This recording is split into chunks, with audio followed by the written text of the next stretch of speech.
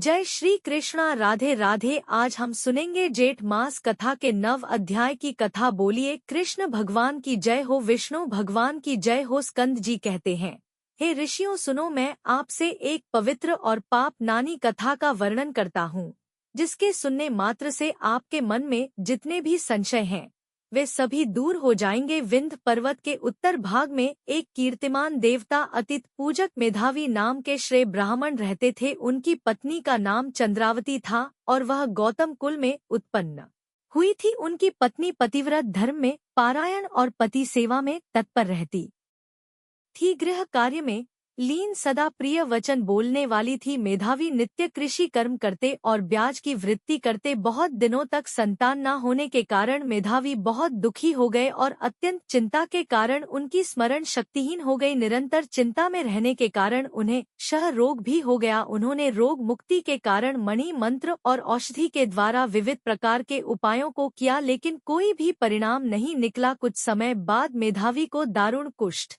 रोग हो गया, जिससे वह ब्राह्मण श्रेष्ठ एक पक्ष मास में ही अपने जीवन के विषय में निराश हो गए। देव और उनके अनुसार रोग को देखकर स्वयं भी उसके अनुगामी हो गए। मेधावी ब्राह्मण और उनकी पत्नी दोनों घर से निकले और गंगा जी के तट पर चले गए। वहां पर उन्होंने अपने हाथ से गंगा जी के तट पर तुलसी का वन लगाया और मेधावी की पत्नी ने अपने पति के साथ रहकर वहां बहुत सा समय व्यतीत किया। जब सब पापों का नाशक जेठ का महीना आया, जेठ मास के नियम व्रत करने से नारद ऋषि वहां स्वेच्छा से आए। तब विधिवत नारद ऋषि को प्रणाम करके और उनका यथा विधि उन्होंने पूजन किया और समग्र शोक मोह के कारण को उनसे निवेदन किया। शोक का कारण सुनकर नारद जी उनकी पत्नी से अत्यंत हितकर वचन बोले और कहने लगे, हे बाले, पूर्व जन्म में इस ब्राह्मण ने मद से उदित होकर ज्येष्ठ मास के महात्म्य का अपमान किया था और इसी कारण इसे यह रोग हुआ है। इस कारण यह पीड़ित है, इसमें जरा भी संशय नहीं।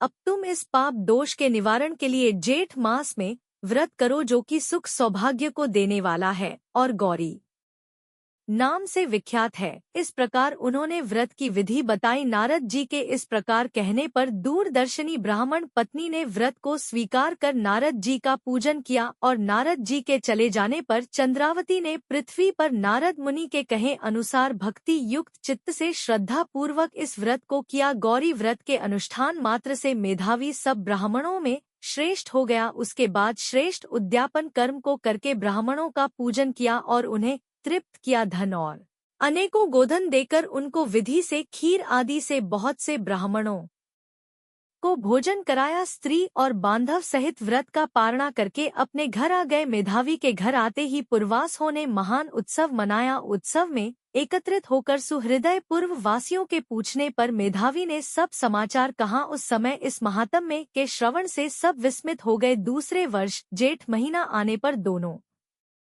ने पुत्र के निमित्त इस व्रत को किया। व्रत के प्रभाव से दूसरे कामदेव के सम्मान पुत्र की उन्हें प्राप्ति हुई। यह देखकर विश्वस्त उन पूर्वासों ने भी इस व्रत को डोट किया और व्रत के प्रभाव से सभी पूर्वास मानसिक चिंता और शारीरिक रोग से रहित हो गए और सुखी हो गए। स्कंद जी कहते हैं, हे ऋषियों, उसी दिन से इस व्रत की बहुत प्रसिद्धि हो गई। सबसे पहले इस व्रत को भगवान शिव ने माता पार्वती जी से कहा था और मैंने परम श्रेष्ठ व्रत के रहस्य को संक्षेप में आप लोगों से कहा है। श्री स्कंद जी के वचनों को सुनकर सभी ऋषि बहुत प्रसन्न हो गए और स्कंद जी पर पुष्प वृष्टि करने लगे और जीवित रहो इस प्रकार कहकर उन्हें आशीर्वाद देने लगे। इस प्रकार श्री स्कंद जी की सबने अलग अलग पूजा की और फिर प्रसन्न होकर वे तपोनिष्ठ आपस में कहने लगे कि अहो, हम लोगों ने बहुत से मासों का मतम में सुना, परंतु ज्येष्ठ मास के एक दिन के साथ भी उनकी तुलना नहीं हो सकती। इस प्रकार विचार करके सभी ने ज्येष्ठ मास के नियमों का पालन करने का व्रत लिया और ज्येष्ठ मास में पवित्र स्नान को किया।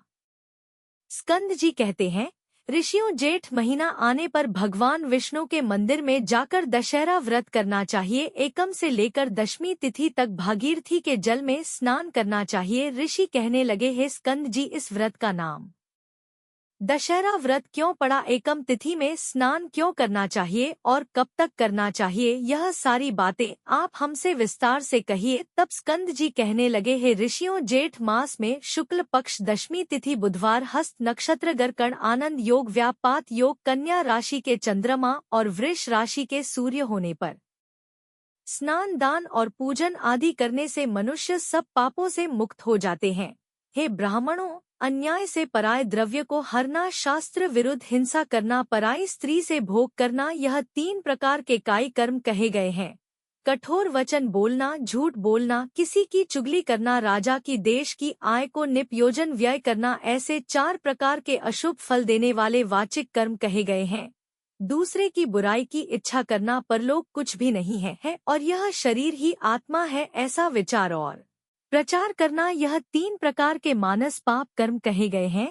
ज्येष्ठ शुक्ल पक्ष की दशमी को दर्शन, स्पर्श, मंजन, पान, अर्चन आदि करने से पहले कहे गए 10 प्रकार के सभी पापों का नाश हो जाता है। इसीलिए पूर्वदर्शी मुनियों ने इसका नाम दश चेहरा व्रत रखा। ज्येष्ठ शुक्ला दशमी के दिन स्नान करने मात्र से 10 जन्मों के अर्जित पापों का नाश हो जाता है, इसीलिए भी इसका नाम दशहरा पड़ा। दशहरे के दिन इन पुरातन मंत्रों से श्री गंगा जी का पूजन करना चाहिए। मंत्र से श्री शिवा को नमस्कार है, शांता और नारायणी को नमस्कार है, द विद पापों का नाश करने वाली श्री गंगा जी को नमस्कार है। उसी